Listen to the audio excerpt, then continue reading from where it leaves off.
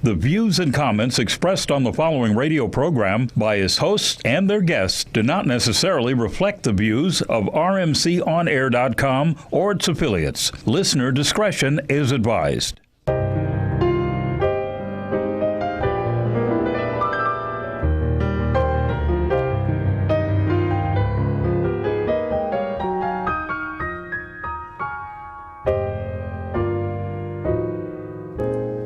All right, good evening, our viewers. We want to express a warm good afternoon, good evening with you. I'm Walter Smith, better known as Smitty, and we're filling in for Sonny Wells on the Just Sports Show. And, of course, we have over in the corner there Pierre Daniel, the historian, and we got a two-man thing, plus we might pull our engineer in and talk a little bit about sports. Today has been a very eventful day from the standpoint that Ray Rice won his appeal, and that was the news flash all over the news once it was announced a little bit this afternoon. What do you think about that, Pierre? Well, first of all, I want to say hi to Sonny. We certainly miss you a lot, man. I want you to get back in here real soon, man. You know, miss you a whole lot. Okay, let's get on the point to the Ray Rice situation. I think that if you roll that tape from a month or a month and a half ago, Smitty, you were right on the money about that. You mentioned about the double jeopardy. You mentioned about the fact that a lot was disclosed and the NFL knew about it. And as long as it didn't get out to the public, from there, it seemed like it kept it in-house. No one else had to know. They could have really pretty much squashed it. But the independent arbitrator ruled, obviously, in Ray Rice's favor. Yes. And said that he could be reinstated immediately. Immediately. So that shows right there the NFL definitely have a lot to be desired in terms of how they actually handle situations like that. Yeah. Sonny and I were saying somebody was lying. Right. And it turns out that who was lying? Who it seemed like was lying to you? Exactly, the NFL. Yeah, and right there you go. That's what I was trying to get out of you, because he said he didn't know. With the judge, I think her name was Barbara Jones, she said no. Yeah. It seems like all of Ray Rice's testimony was consistent, and it was all out before that second punishment came in. So right. No question. And again, having said that, it's still going to really hurt his career in terms of, now even though he's able to be reinstated immediately, which team is going to pick him up at this stage? That's the question right now. Mm-hmm. Yeah, I was talking with Chris before the show started, and he said there's several teams he could see picking him up, and I agree with him. My thought was it would probably be a team that was contending for a playoff spot. Oh, no question. Now again, you're looking at if he's stepping in 11 to 12 weeks into the season. Right. I mean, even if he's in shape, what type of football shape is he in? Yes. I mean, when you and which team is he going to go to? How are those players going to feel about him? Entering into their locker room, into their environment. It's going to be a touchy situation. And again, a lot of teams, even though they can certainly use the services, will be very reluctant to actually do so because of the backlash or the circus. I was watching ESPN and. I can't think of the guy's name. He played for New England, I think. Teddy Brewster. Right. Teddy Brewster, I'm Bruce. That question was asked of him, would he accept him back? And I liked the way he answered it. He said if the general manager made the decision to bring him aboard, then he would roll with the general manager's decision, and he would judge the situation at that point in time. But if the team ownership brought him in, then who is he to deny him and give him a rough time? So I think, man, that they should give him a shot. Somebody should. Someone should. I think they really should. And like you said, it's probably going to be a contending team. When you look at the running backs and how often they go down, I mean, how many of them are injured, especially around this time of the year, there's no question his services are needed. Yeah. But however, like I said, you're looking at the backlash, you're looking at all the detractors, all the people who, it's going to be a media circus everywhere, everywhere he goes. And on top of that, he needs to perform. If he's given the opportunity, he's going to have to perform well. His stats, the last year that he played was certainly declining. Yeah. But I mean, look how long he's been in the league, and look how much wear and tears on his body. I mean, most. But he's rested now, though. I mean, he's well. If he's been working out. No, I'll give you that. And even though he's well rested, what type of football shape is he in? You know, I mean, that's definitely different. Yeah. I know he's been taking the hits, and and this, that, and the other that he would normally do. It's one thing to work out in the gym and physically, you're in good shape, but it's another thing when you're out there on the football field. And that's a totally different thing. So it'll be interesting to see how it turns out. Yeah. Name 2 teams that could pick him up, both of you guys. Well, I'm going to go with one that you mentioned, the Indianapolis Colts. What's the running back that Trevor? Richardson. Yeah. He hasn't necessarily produced on the level that they anticipated him producing. When he came out of Alabama, I mean, he was basically like a can't-miss That's right. player, and ever since he's been in the league, I remember Cleveland drafted him. Yes. And then from there, he went from Cleveland, to the Colts. Didn't really produce for Cleveland, though. No, he didn't. And you see, I mean, he's only been in the league now, maybe about third, fourth year Yeah, now, about 3 years. Yeah, 3 years. And that was Cleveland's #1 pick, wasn't Exactly. it? He was a high #1 pick. Yeah. It wasn't just so it was a big shock when he was traded over. Yeah. Absolutely. But they saw something there. Right. And they said, you know what, it's best to, Cut try to exactly right. Get as much value as we can out of him now. Because the longer we hang on to him, the less we'll be able to get, And yes, certainly the Colts, no question can use him. I mean, the Patriots can use him. Yeah. I mean, shoot, a lot of teams out there. Like I said, any playoff contending team, and now I'm going to throw this one in there, even though their record is only 4-7, and that's the Atlanta Falcons. Falcons? Yeah. Right. Well, that division, I mean, look at that division. Isn't that kind of a sad state there?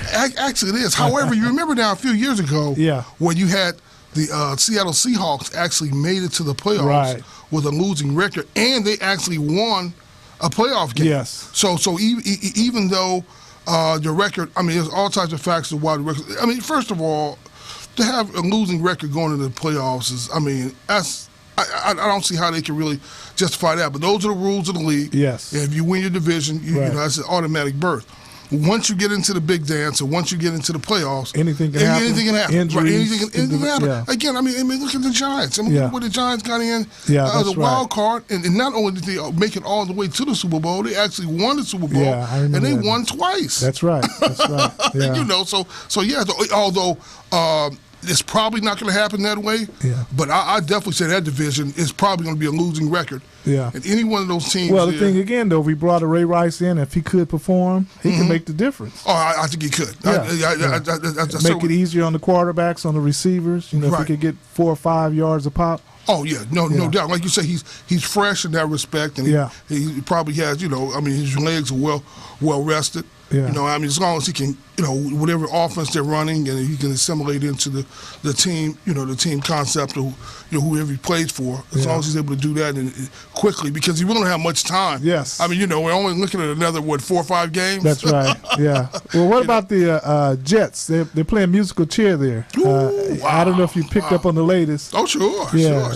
Vic has been benched again. right. And he's gonna go with Mr. Smith. Gonna go back with Geno, and I think ownership is kind of no question. And on top of that, I mean, you can tell Rex Ryan is on this. I mean, he's definitely on this last leg there. Yeah. I mean, they talk about the general manager too. I can't think of his name right now. Yeah, I know you're talking about.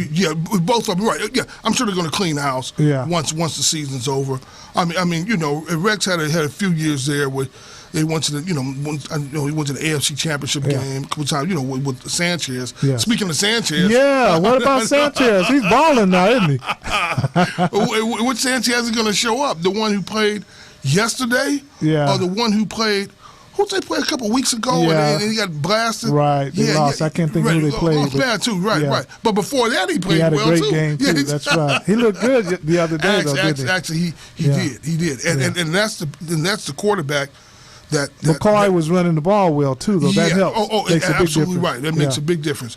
Well, that's the quarterback that the Jets thought they were going to get when they drafted him out of USC. That's right. I remember back when he was at USC, Pete Carroll said that he initially told the public, and he told him that he wasn't ready. Okay. He left early as a hardship player, and Pete Carroll said, look, you're not ready to. I mean, you're really not ready to go into the NFL yet. You need a lot of maturity. You need a lot of things you need to work on. But he decided to go ahead and take the money, and he was a number one. He had pick. a pretty good season starting off, though, didn't he? I think they made the playoffs their first year. Well, I know it's a couple of years they made the playoffs. Yeah. I remember one year they made to the AFC Championship game. Right. But it was he was basically managing the team, and it really wasn't like he had a lot. He had enough talent around him. Yeah, exactly. Okay. Absolutely right. Yeah. And then once it really starts to, when they trade players, and then from there the spotlight focuses more on him, and he has to do more in order to support the offense. And that's when his true colors start to show. And then from there, when you start to lose your confidence, especially in New York, it's like a snowball effect, you know. And so they ran him out of town. And then, of course, he was lucky to land with Philadelphia.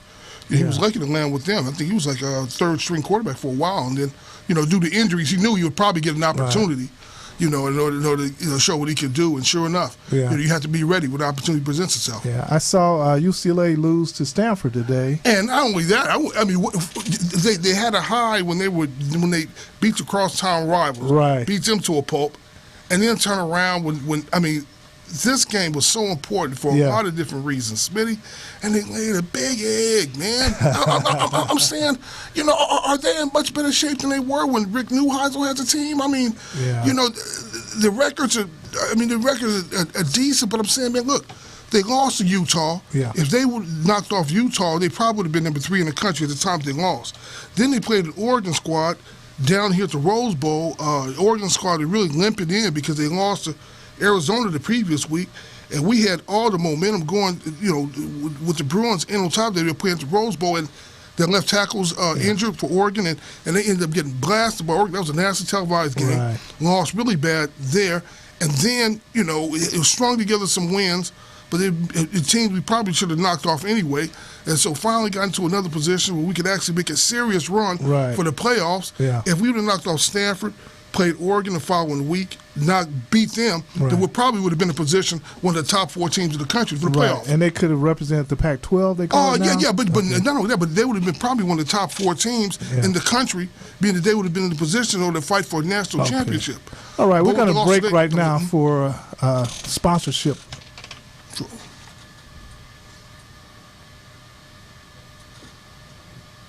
Are you tired of those same old energy drinks with bad taste? Make a switch to Pitbull Energy Drink with a guaranteed no aftertaste. Pitbull offers more energy with ginseng and vitamins B6 and B12. With a ginger ale lemon lime flavor, Pitbull meets the consumer's demand for better tasting and healthier energy products with a guaranteed no aftertaste. Make a switch to Pitbull Energy Drink. Pitbull offers more energy with ginseng and vitamins B6 and B12. With a ginger ale lemon lime flavor, Pitbull meets the consumer's demand for better tasting and healthier energy products. For more information on Pitbull energy drinks, bars, and mixes, visit their website at hiphopbev.com. That's hiphopbev.com. Online orders available at hiphopbev.com. What's your style? Curly, straight, wavy, or maybe you like it natural. Introducing Secret Styling Hair Care Products by Smith Products Company, LLC. A complete line of hair moisturizers, shampoos, conditioners, and an assortment of other hair styling aids formulated for today's fashion-conscious consumer. Enhance your style. Get the secret. Okay, welcome again to Just Sports. And our beloved Sonny Wells is out today, but myself, Smitty, and Pierre, we're filling in and we're holding it down. Holding it down, Sonny. Halfway, my man. Okay, we're going to move into basketball right now. Okay, basketball. And, talk about our Los Angeles Lakers. I got a clip that I'd like for us to take a look at. You got that queued up there? Yeah, let's talk about Kobe Bryant a little bit, And, Mr. Bryant? Mr. You mean Bryant. Mr. Kobe being Bryant? I might have a few things to say about him. Yeah, I'm sure you do. You probably slide in Byron Scott in there too a little bit. And Mitch Kupchak. Okay, Go ahead. let's take a look at the clip. The Lakers lost a close one here at Staples Center on Sunday night in overtime to the Denver Nuggets, 101-94. Now, the Lakers did have a chance to win this one in regulation. 15.1 seconds on the clock. It was tied at 86. The Lakers had the ball, and of course, the Lakers spread the floor. Kobe goes ISO, takes the jumper. This time, Kobe misses that potentially game-winning jumper. Now, of course, Kobe Bryant's the guy that you want to have the ball in those situations. But this does bring up a topic that's been discussed a lot with the Lakers this season, and that's this kind of watch Kobe / defer to Kobe syndrome. So let's check out some post-game reaction. Byron Scott did not think that at least tonight the Lakers were relying on Kobe too much, while Nick Young kind of has a different take. And Jeremy Lin, well, he had a very honest and reasonable answer. Do you still think the team is sometimes relying a little bit too much on Kobe in those game-winning, shot clock winding down situations? Not really. I thought tonight, because of the way they were loading up, he did a great job of just kind of forcing them to come at him. And when they came at him, he did a great job of finding guys. And again, we just missed shots. Nick, when you're talking about sharing the ball, like how should the team approach that late in the game when you have guys like you and Cody who can make shots? At times, we fall into, relying on 24 a lot, but, we gotta, believe in ourselves. I know I believe in everybody on this team. Kobe is gonna be Kobe, but somehow we gotta find a way to, put that ball in the hole with everybody else.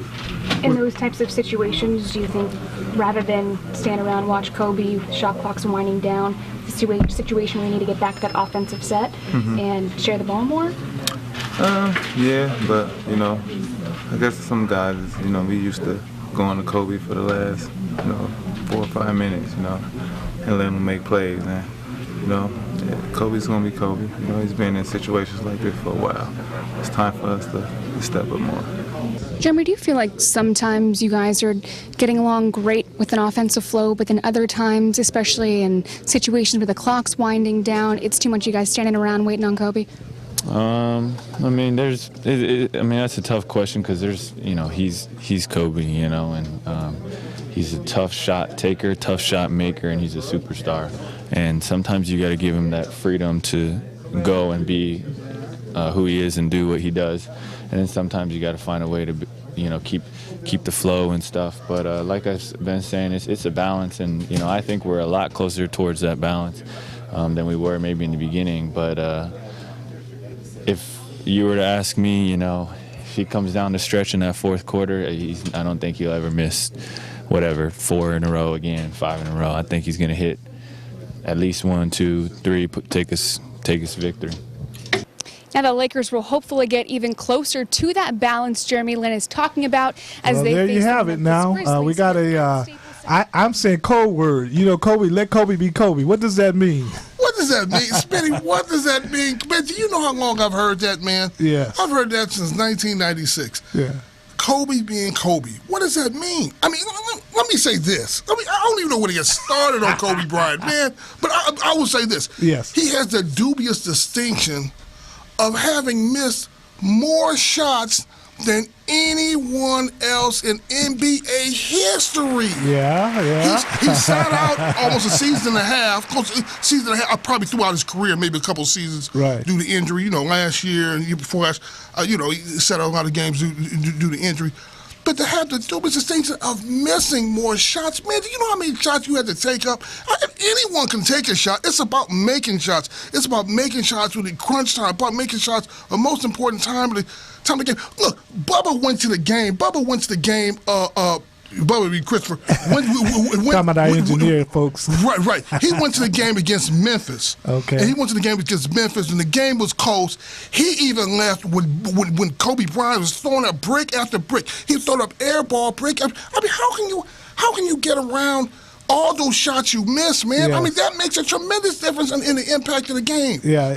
And Kobe being Kobe, just doing whatever he wants to, throwing a brick after brick, isolating, just alienating the entire team. I mean, people what are they supposed to do? But just run and grab the ball from him? Yeah, but don't you think we need to be fair with Kobe now? Yes, sir. He would pass the ball sometime. But he's supposed to But my point is this: when he passed the ball, they would brick. Okay, well, what is he doing? Johnson not hitting his threes. Okay, what is he doing? Kobe? Right. Yeah, he's passing the ball. That's what I'm talking about. But when Kobe gets the ball back, he's the one he's throwing up bricks. That was a game last week. Well, I tell you what, if I was a fan, I'd much rather see Kobe brick on the final shot than to see Johnson brick. Now Swag is in, and I like the way Swag handled that interview. He delicately was saying Kobe need to move the ball a little bit, you know. What can they say? He's a $24, $25 million man. That's right. If they say anything wrong about the man, Jeannie Buss already said she will get rid of anyone who has something negative to say about Kobe. Well, you know what, Jeannie Buss? I'm not a part of the Laker organization, and I'm definitely not a part of the payroll. Yeah. I'll tell you right now, the man is a ball hog. He's been like that throughout his entire career. He's lost so many games. He's got 5 championships on his belt. Despite him. I mean, you've had so many players who were made up and compensated for his loss. I mean, for his horrible play. Yeah. Now he's totally exposed because they have very few players who can really compensate like they did before. And on top of that, look at his field goal percentage. Smitty, look at it, man. Yeah, it's atrocious. Not too good. It is.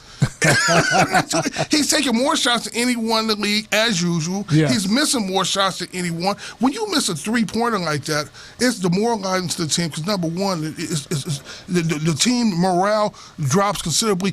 It's like a turnover. You make it easy for the other team. So all we have to do is guard Kobe. Right, but the other time Kobe Bryant will throw up air balls. Yeah. Those don't even count as missed shots. And I know he's probably shot more air balls than anyone in the league history. I'm looking at players like James Worthy and players like Byron Scott and Magic and Kareem and all the rest of these people making up excuses. And just like, I say, what's the excuse going to be tonight for Kobe's horrible play? Anyone who try to hit the league playing like him, speaking of the night, the Lakers they were winning. Right, but who are they playing? Yeah, I agree with you, Minnesota.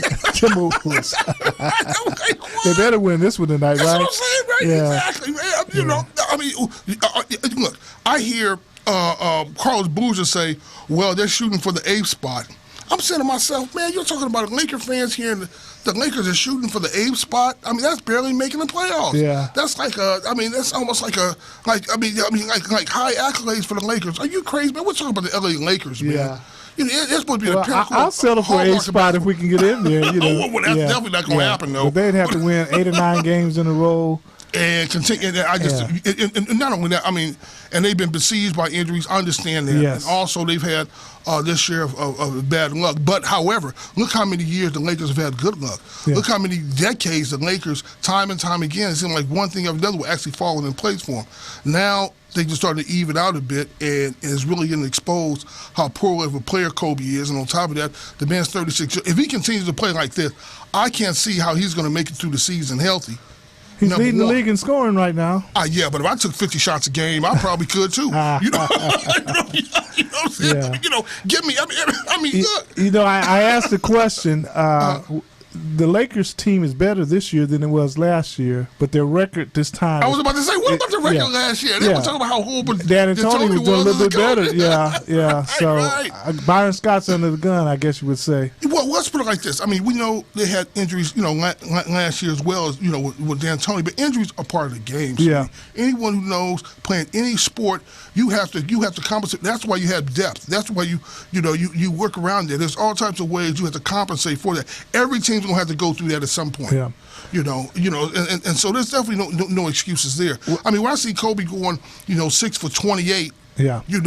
Making a couple layups, and every time you look at them, they're ready to call a foul to send him to the free throw line to bail him out. I mean, I'm looking at his teammates. I mean, it's like everyone, like you said before, with that code word Kobe being Kobe means Kobe don't touch Kobe, don't talk about Kobe. Like Kobe do what he wants to do. That's exactly what it means. Right. Yeah. And again, I firmly believe the Lakers definitely know what he's doing. They have no problem if they lose these games because they're really trying to. I wouldn't say tank like Philadelphia. I don't think I'm not saying that. Yeah. But at the same token, they know how to eliminate this problem if need be. But they're going to let it continue. And if they happen to be one of the worst teams in the league to get a very high draft pick, they're okay with that too because they've already said they have a 3-year plan. Yeah. And the 3-year plan means after 2 years, Kobe will be off the books. Yeah. That's what that means. Yeah, but it's not in the Laker. spirit. It shouldn't be. Yeah, it is not. And it's my feeling that they're going to tighten it up and get it together. Now, I remember watching Wilt Chamberlain, and they were doing a history on him. Right. And, he would lead the league in scoring. Right. And they got on him about his assist. Right. And so he led the league in assists one year. He sure did. So I'm saying that to say that Kobe will probably tighten up and start distributing the ball more. And getting the other players involved. He was supposed to do that at the very beginning. Well, of the he season. should have, but you know what? He had on his back. He had to prove to the doubters that he could still ball, and so now he's got that out of his system, as far as I'm concerned. Okay. And Byron is probably going to have to kind of tighten the loose on him a little bit and say, look, we're going to go down together if we don't start winning some games. So this is the way you're going to have to start playing, get these other players involved. But those guys got to deliver for him. Okay. And what do you think about Jerry Lynn's game? You know what? Jeremy Lin, yes.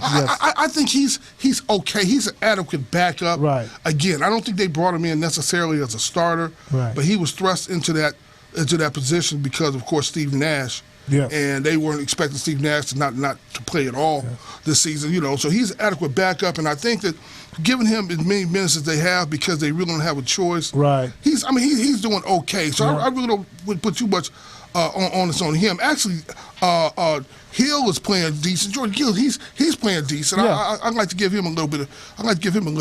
Yes. But however, if Kobe was more of a team player, to emphasize getting those other players involved. He's actually the best point guard on the team. He could be. He could be, but it's one thing when you just dumping the ball to someone when you're about to fall out of bounds. And I'm talking about with his IQ, he knows how to play. No, I didn't say he wasn't intelligent. I said he's very intelligent. Right. You know what I'm saying? No, but that doesn't have anything to do with him being, a team basketball player. Yeah. There's a difference. Right. The Clippers won tonight. Earlier today, that is, to beat Houston. Houston didn't have Dwight Howard. Right. Rose came back and played, and who played for OKC? Westbrook. Yeah, Westbrook had a big game. Yeah. Let's look at a couple of teams like. As I mentioned earlier, what do you think about the Memphis Grizzlies, and what do you think about the Golden State Warriors? Yeah. What are your opinion of those two teams? Well, the Golden State Warriors. They are a playoff-bound team, and they could take it all away. I mean, that pure shooting is coming from the kid. Was it Splish and Splash? right. Yeah. Splash Brothers. Yeah, they are balling. Did you say something about shooting? Yes. You mean like jump shots? I'm talking about shooting the three. He leads the league in 3-point shots, scoring. What's his name? Curry. Curry and Thompson? He was 1 for 10 from 3 tonight. Oh, Curry. wow. He had a bad just game. when I give him props now.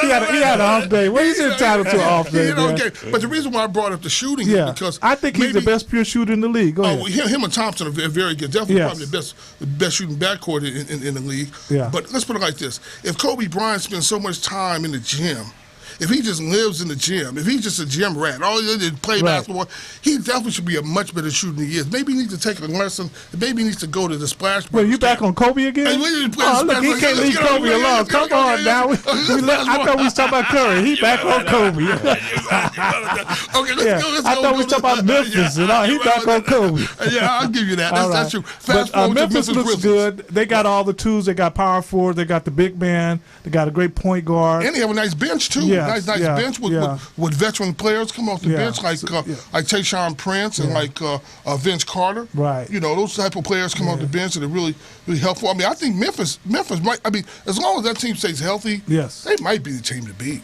Okay. Top 4 teams. We got 2 minutes left. Okay, top 4 teams. In football or basketball? Basketball. Okay. San Antonio's number 1 in my book. I'm going to give Golden State maybe a 3. Okay. Memphis 4. I didn't do a 2 yet, so I'm trying to think of who would be 2. Chicago maybe if as long as D-Rose is healthy. Yeah. 2. Mm-hmm. And what about Cleveland though? What do you think about them? They won a couple of games recently, so they're iffy. I hear you. Miami's kind of like 6 or 7 maybe. Yeah. So what's your 4? I give you. I'm probably going with Memphis. I'm gonna go with Memphis number 1. Okay. I'm gonna go with Bubba used to live down in Memphis. Really? Yeah, he sure did. So he tried to tell you don't go there, right. I'm gonna go with Memphis number 1. I'm gonna go with Golden State. Yeah. Golden State looks good. I mean, with a healthy Dwight Howard, I definitely like Houston. Yeah. Houston there. Like you say. I don't see Houston winning at all though for some reason. I see what you're saying. Yeah, they'll break down. They might need some time. Yeah. fundamentals. Right. Yeah. No. I definitely see what you're saying there. Yeah. No, I could live with that. And certainly the Bulls, if they're healthy with D Rose. Paul Gasol had a double today, 15 man, and 15. Paul Gasol is like just get out of jail free card. That's boy. what the Lakers He's missing really, right now, man. They need a big man. Going back to the Lakers, right. You need that big man. Absolutely right. Yeah. Right. And and again, let's not forget about our hometown Clippers now. They're looking decent. That's a good point. Yeah. But we still need to do something at small forward position. Okay. Mm-hmm. All right. Right. They're saying that Barnes is a role player as opposed to a starting. But he's held that position for a while. I like Barnes. I like Barnes also. Yeah, but it might be about time. But they want to get to the elite status. Right. They're going to have to get more production, I think, at a small forward. All right. Well, it's been a great show. And, Sonny, we look forward to seeing you next time around. Absolutely, and, Sonny. Yeah, we miss you, my man. Chris, we had a great time there. So let's check out.